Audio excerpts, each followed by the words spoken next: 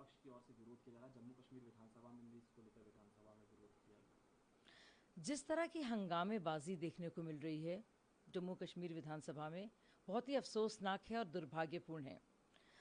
अभी तक उनको इस बात का एहसास नहीं है कि देश में एक ही संविधान है, एक ही निशान है और एक ही विधान है, और ये देश का कानून है।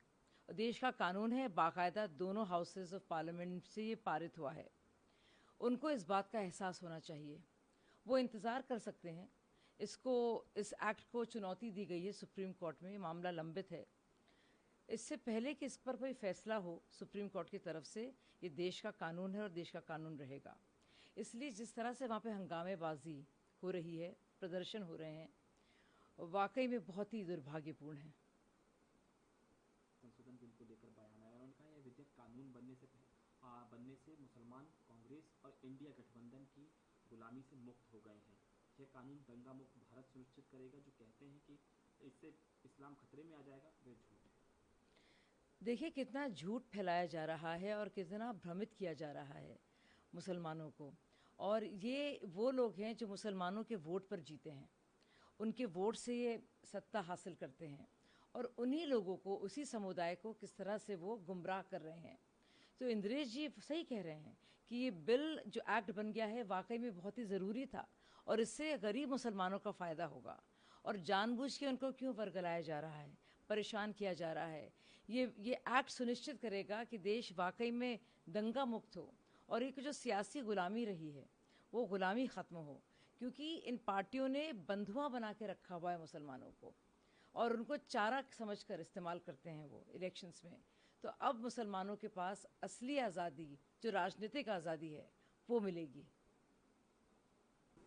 मैम, राहुल गांधी ने एक ट्वीट किया और उन्होंने बताया कि मैंने राष्ट्रपति द्रौपदी मुर्मू को एक लेटर लिखा है और मांग की है जो हजारों योग्य शिक्षक हैं पश्चिम बंगाल में, उनके मामले को लेकर हस्तक्षेप की मांग की है, और जिन्होंने नौकरी खो दी।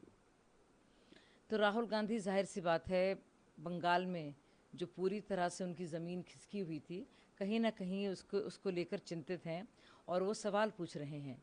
लेकिन ये सवाल उनको इंडी गठबंधन के भीतर भी पूछना चाहिए, क्या ये लोग साथ साथ हैं कि ये लोग अलग थलग हैं। मैम, स्वागत राय जी का बयान आया, उन्होंने कहा पार्टी के व्हाट्सएप चैट लीक होना दुर्भाग्यपूर्ण है। कल्याण बनर्जी द्वारा इस्तेमाल की गई भाषा भी दुर्भाग्यपूर्ण है। मुझे उम्मीद है कि पार्टी नेतृत्व इस पर संज्ञान उठेगा। ये है वहाँ की महिला सीएम ममता बनर्जी। उनकी पार्टी में क्या कुछ हो रहा है, किस तरह की गतिविधियां हैं, आप देख सकते हैं। किस तरह से बाकायदा व्हाट्सएप से सारी बातें सामने आ गई हैं, एक प्रमाण के तौर पर, जिसमें साफ जाहिर है कि एक पुरुष सांसद ने किस तरह का दुर्व्यवहार किया एक महिला के सांसद के साथ, महिला सांसद के साथ। सोचिए, वही आम आदमी पार्टी की तरह। और आप देखिए कि किस तरह से वो व्हाट्सएप जो लीक भी हुआ है वो भी अंदर से हुआ है। जाहिर सी बात है, कोई बाहर से तो लीक करेगा नहीं, जिसके पास फ़ोन होगा वो होगा। और आप देखिए किस तरह की बदतमीज़ी वहाँ पे हो रही लगातार। ये है कल्याण बनर्जी, ये है इनकी असलियत। और सबसे ज़्यादा ज़रूरी तो है कि ममता बनर्जी इस पर क्यों चुप बैठे हैं। उनके नए नए राज्यसभा के एमपीज़ आए, हर बात पे लिखते हैं, ट्वीट भी करते हैं, बोलते भी हैं। डेरेक ओब्रायन को कुछ कहना है? ममता बनर्जी के किसी भी विधायक या सांसद को इस पर कुछ कहना है?